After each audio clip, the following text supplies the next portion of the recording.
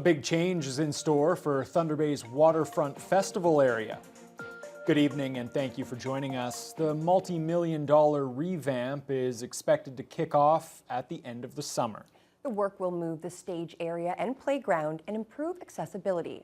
Vasilios Bellos is following the story. And Vasilios, will construction impact any of the events happening there this summer? Well, Riley, despite affecting a large area, city officials say the work won't disrupt any of Thunder Bay's popular summer events at the waterfront. The $5 million renewal will actually increase the festival area's capacity while addressing noise concerns from some neighborhood residents. A significant redesign at one of the waterfront's busiest summertime areas. Accommodate, greater performances, larger performances. The multi-million-dollar renewal work on the festival area at Marina Park is expected to begin near the end of this summer, with the biggest change seeing the stage site moved north to where the play structure is now. That structure will be relocated next to the Tai Chi Park. Moving the stage is expected to increase capacity for events like Wake the Giant to 15,000 people. City landscape architect Guy Walter says the renewed area will create more event opportunities. Still maintain a lot of that infrastructure for where the existing performance area is, so we can actually create 2 stage areas for multi-stage and event spaces. So this is a big added opportunity for a lot of the operators and the event planners. With the stage now pointing towards the water, noise is expected to be less of a concern for area residents. Along with the stage move, the city is planning accessible washrooms and changes to the nearby parking to make it easier for larger vehicles like buses. Walter goes on to explain that this work complements the improvements happening across the waterfront. The Pool 6 master plan, this site is very much connected. So each of these are seen as phase 2. They're working hand in hand. And really what it is to build out the whole unified kind of vision of the waterfront. And hopefully we'll see it all kind of complement each other through the future. The price tag for the work is estimated at $5 million, with the city, province, and federal governments splitting costs 3 ways. The work's expected to wrap up next year, but won't disrupt any events this summer. Vasilios Bellos, TBT News. Local reaction continues to roll in after the 2024 federal budget was tabled on Tuesday. The Trudeau government says its spending plan will help lift low-income people into the middle class without substantially increasing the deficit. But a local economist and a poverty reduction advocate both say there are reasons to be concerned. Opinions about whether the Trudeau government is spending too much or too little depend, as usual, on perspective. They've ramped spending up on a fairly activist agenda. It would have been great to see some plans that really put money into the pockets of Canadians. Government officials insist that's what this budget will do. We will unlock the door to the middle class for more Canadians. It's really a focus on making sure that young people have the same opportunities to succeed as their parents. It does include about $8.5 billion over 5 years for housing, but the Lakehead Social Planning Council's Bonnie Crisawati, who coordinates Thunder Bay's poverty reduction strategy, says there isn't enough to help people struggling right now. For example, she's skeptical a $1 billion school nutrition program will put money into the pockets of needy families, as the government claims. Maybe that $800 a year is going into buying a more nutritionally appropriate food for the house for the years, so it's not really a savings of money. When it comes to economics, it's a bit of a mixed bag, according to Lakehead University's Livio Di Matteo. On the one hand, the debt to GDP ratio isn't going up, it'll hold at around 40%. So if you want to accept that as your fiscal anchor, I suppose you don't have to be too concerned. However, prior to the pandemic, the federal net debt to GDP ratio had gotten down to almost 30%. And the interest costs on that debt are going up. That does squeeze money out of other programs and spending. So, I mean, you're spending $60 billion by 2028 on servicing the debt. That could be spent on health or education or tax relief, etc. The deficit will stay at just under $40 billion for the next couple years, despite added tax revenue from high-income Canadians. The Ontario legislature has failed to reverse a ban on wearing the traditional Arab scarf, the keffiyeh, inside Queen's Park. It's often worn as a sign of support for Palestinians. The decision comes despite all major party leaders calling on the House Speaker to reverse the ban. CTV's Siobhan Morris has the details. You've probably spotted them more often on the street and in the crowd at pro-Palestinian demonstrations. But at the Ontario legislature, keffiyehs are banned for politicians, staff, and visitors. A call made by the Speaker, who sees them as political symbols. I believe I'm following through on the traditions of the House and the established rulings that have been made by many speakers. The decision condemned by the leaders of Ontario's four main political parties. This is cultural attire. This is people identifying as a part of a community, their heritage. A scarf of significance to Muslim, Palestinian, and Arab communities. The Premier is among those asking the Speaker to reconsider. We see the division right now that's going on. It's not healthy, and this would just divide the community even more. An opposition motion for unanimous consent to allow keffiyehs failed. Agreed? I heard some no's. One of those voices, a progressive conservative at odds with the Premier. She says rules need to be followed. Otherwise, we politicize the entire debate inside the legislature, and that's not what it's about. We use our words to persuade, not our items of clothing. There are questions about how far this thinking could go. How does it make that different from other religious symbols or other symbols that people do wear? One province over, Quebec has doubled down on a law banning government authority figures from wearing religious symbols like headscarves, turbans, and crosses. Quebec is refreshing its use of the notwithstanding clause to insulate the law from court challenges. In Ontario's centre of government, I wouldn't see anyone wearing a turban or hijab at the present time as being a political statement. Opposition parties now want the Premier to draft a government motion that would allow keffiyehs at Queen's Park. It's not clear if that's something Doug Ford would entertain. That was CTV's Siobhan Morris reporting. Well, continuing with provincial politics, Ontario's health minister is asking her federal counterpart to close a loophole that she says has led to more clinics charging for access to primary care. In a letter to Federal Health Minister Mark Holland, Sylvia Jones is calling for non-physicians to be blocked from charging for publicly funded health services. The Canada Health Act lays out what services are funded at the provincial level, but Jones says the Act isn't clear on what is or isn't allowed when it comes to services delivered by non-physicians, including nurse practitioners. In Thunder Bay and around northwestern Ontario, the opioid crisis and rising overdose deaths have touched the lives of many. Still, the stigma remains and resources are lacking. That's why a local filmmaker decided to create A Sobering Story, which premiered at Silver City Movie Theatre last night. Haley Perot reports.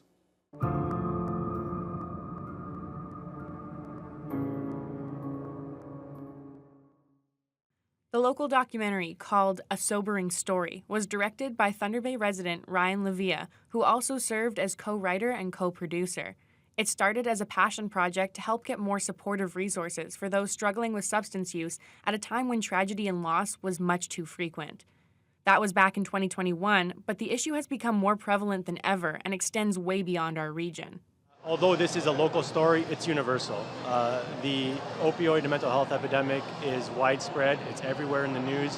It's just that our story focuses on northwestern Ontario, but it's our hope that after people see it, word will spread and it will go wider. The public premiere of the film was held on Wednesday evening, and the turnout for the two showings was a testament to our community's desire to listen, learn, and be moved by this topic. The lineup extended right out the door of the Silver City Movie Theatre and outside the building. This is beyond our wildest dreams. I am confident in saying that the first show for sure is beyond sold out.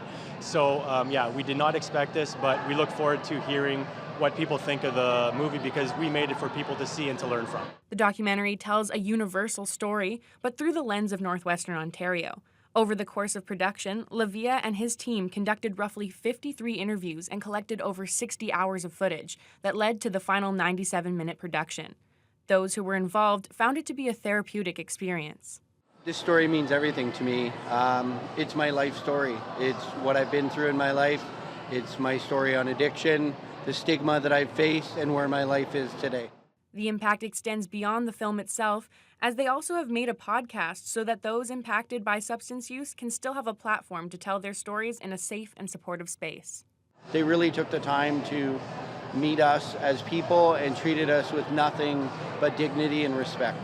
For information on the film, where the next screenings will be, and to find the podcast, you can go to asoberingstory.com.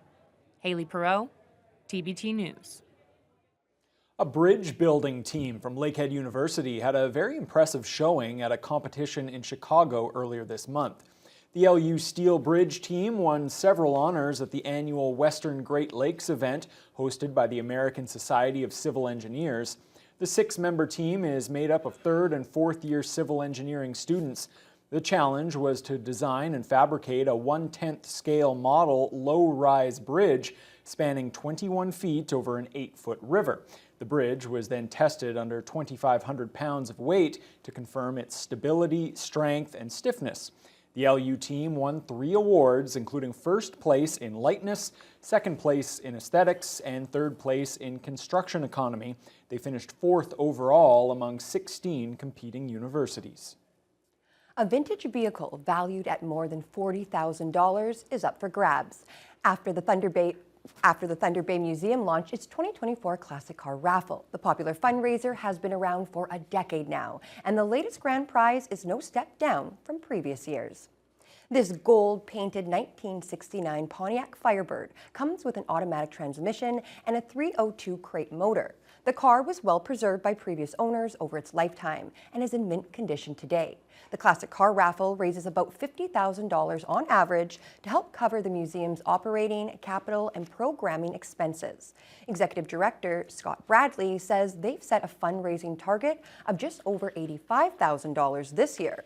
The draw date is September 6th. Bradley says there'll be plenty of opportunities for people to see the car and buy tickets over the next few months. We're very excited to launch this year's raffle, and we hope everyone has an exciting time, checking out the car when we've got it around town here in the coming months, and that they can check out those opportunities to buy tickets in person with cash. Those will start to be posted on our website here in the near future.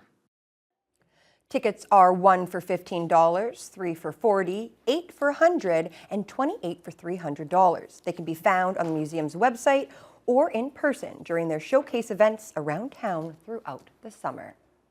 Well, it certainly is a beautiful vehicle, no doubt. There will be a lot of people who want to get their hands on that. For sure. All right, let's turn our attention to the weather now, Fiona. What a difference it was today over what we saw yesterday. Yeah, what a difference one day can make. Big changes today. We didn't have a whole lot happening. It seemed quite calm in the city of Thunder Bay and much of the region. Unfortunately, we do have another pocket of precipitation that's going to move in, and it's all part of the same one. The system that we saw yesterday is so large that we're getting a break before the next system or next portion of it moves through. But today in the city of Thunder Bay, we topped out with 14. That was after an overnight low of 1, and winds were from the southwest. Started out very light, just 10 kilometers per hour.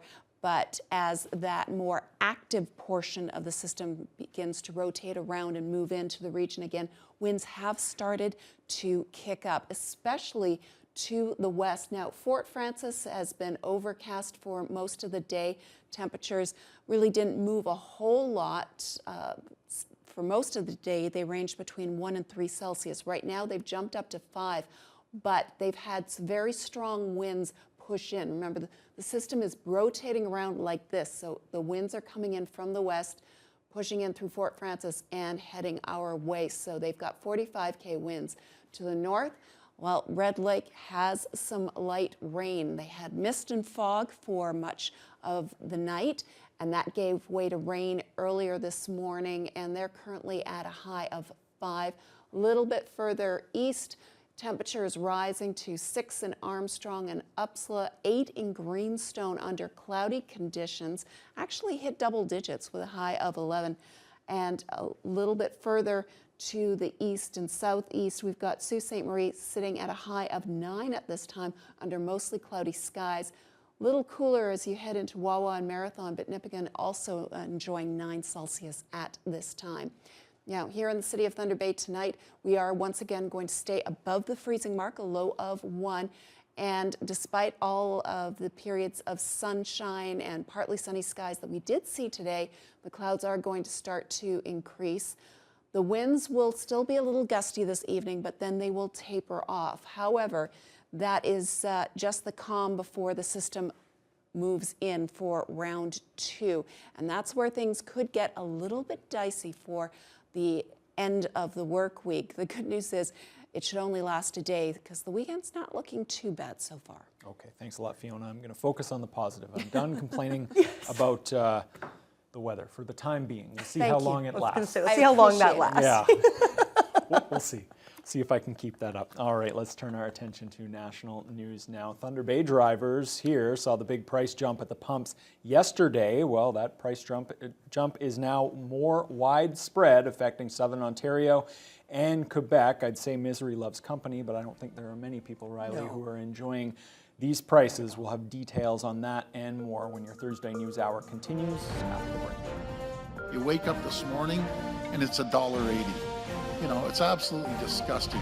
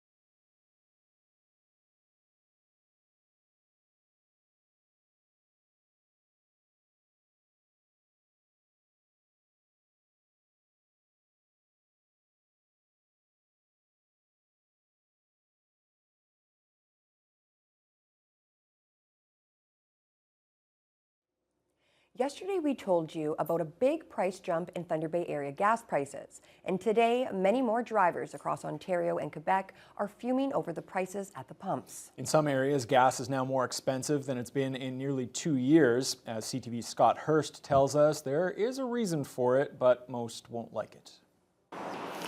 The summer blend helps your car run better in the conditions, but for drivers, it means they'll be burning through more money. The more expensive summer gas contains much more alkylates compared to winter gas with higher levels of butane, and that's needed to deal with colder temperatures. Last year, the summer switch cost drivers upwards of 8 cents more per liter, but this year it's a whopping 14 cents. The reason for the difference, a weaker Canadian dollar, and the product itself is more expensive than last year. That's according to Dan McTague with Canadians for Affordable Energy. The most important ingredient is alkylates, and alkylates are extremely expensive. You find them, by the way, more so in premium gasoline all year round. But that's one of the main reasons why we saw prices move up as much as they did.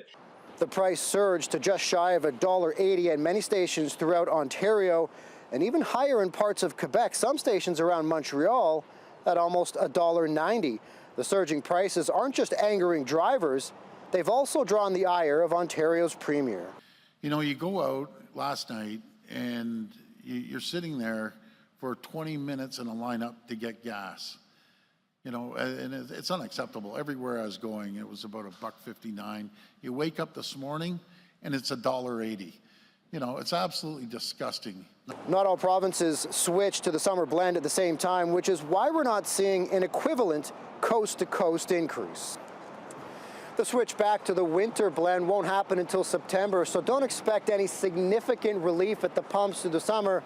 But here's a little bit of good news. Analysts are expecting a 4-cent drop heading into the weekend. And that was Scott Hurst reporting. Is there some backroom dealing happening to replace Prime Minister Justin Trudeau? The Globe and Mail has a story from Lawrence Martin that suggests Dominic LeBlanc is considering a run for the top job should Trudeau quit before the next election. Here's what the senior minister had to say on his way into the House of Commons today.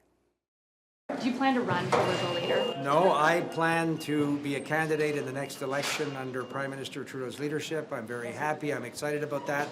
I'm focused on the responsibilities he gave me. It's a big job. I'm enjoying it, and I'm optimistic that our team and the Prime Minister will make the case to Canadians as to why we should be re-elected. Have you been having discussions, though, about a potential run in the near future? I've answered that. Do you think the Prime Minister should resign? So you are not organizing, sir, correct?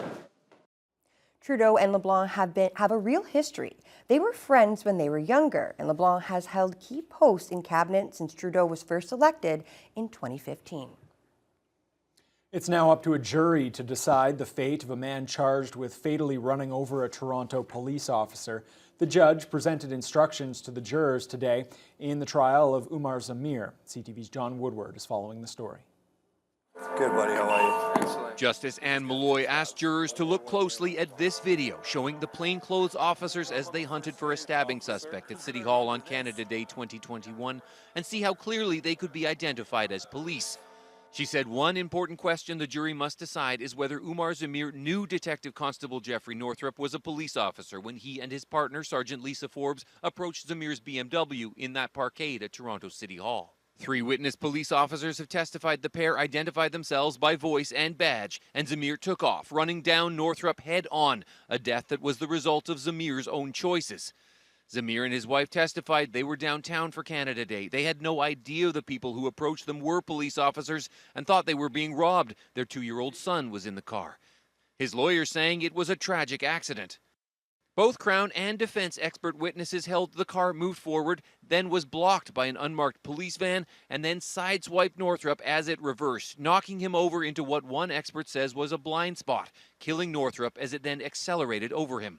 Photos of the BMW did not show any dents consistent with a head-on collision with a 299-pound officer. Justice Malloy said for a first-degree murder conviction, the jury must also find Zamir acted unlawfully and had intent to cause death or bodily harm. If not, the jury can move on to lesser-included offenses of second-degree murder, where the jury finds Zamir had the intention to kill but didn't know Northrup was a police officer, and manslaughter, where Zamir caused Northrup's death unlawfully.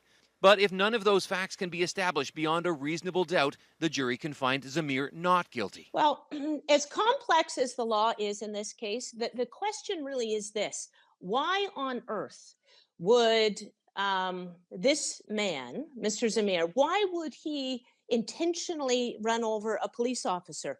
Why would he commit a homicide, a culpable homicide? Malloy said the jury must decide the facts for themselves, saying it is entirely up to you how you choose to come to your task. I have laid out what I think is a logical approach. The rest, she said, is up to them. Police in Ontario and Quebec announced today that they've dismantled a criminal group that's been defrauding seniors across the country. Officers say the scammers targeted vulnerable people, leaving many financially and mentally scarred. Genevieve Beauchemin reports. Getting hold of seniors via their landlines, a criminal group reached across the country to scam them out of their life savings. Ontario and Quebec police joined forces to dismantle the fraud ring, arresting 14 people in the Montreal area. This crime goes beyond just financial distress. It causes substantial emotional suffering as well. The scam brought in at least $2.2 million. Police identified 126 victims across Canada, though many were from Ontario. 15 of them were re-victimized multiple times. The fraud, the emergency grandparent scam. They would impersonate police officers, judges, lawyers, and loved ones, preying on grandparents who believed they were trying to help family members in trouble. Hello? The victims got a call like the one Mabel Behero received and spoke about 3 weeks ago. And I would do anything to help my grandchildren. The caller said her 16-year-old grandson Mitchell was pulled over and drugs were found. He said, I need $8,000 to get out of jail. Then someone saying they were with the RCMP got on the line, though Behero sensed something. And I said, look it, I am not going to say anything to you until you give me my grandson's last name. He got mad and hung up the phone. She got hold of her grandson, who was safe at home and didn't hand over any cash. But police say some of the victims were threatened with violence if they did not pay up. Victims were coerced through manipulative tactics to make payments and were further isolated by the threat of a gag order.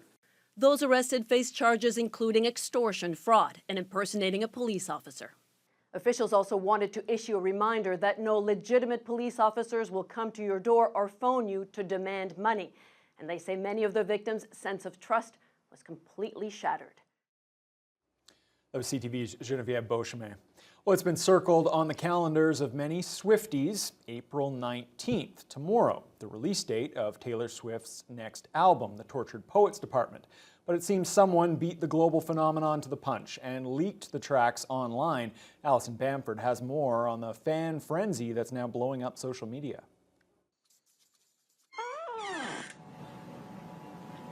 The release of every Taylor Swift album is meticulously planned, and the Tortured Poets Department is no different. But not in that plan, an alleged leaked Google Drive containing the entire album now circulating online. Now, this is stolen. This is illegal. You should not be able to leak an album the day before it's released. The album, which is the most pre-saved in Spotify's history, officially drops at midnight Eastern tonight. For weeks, the lyrical mastermind has released clues known as Easter eggs about her new music, hidden on billboards and in videos posted to social media. Half of TikTok right now is Taylor Swift fans just dissecting every little frame of every little video. But reports of the leak are stirring up an even bigger frenzy. They do have all 17 songs to the Tortured Poets Department sitting on my phone right now. There's a lot of excited Swifties who have gone right ahead and have started listening to the full album.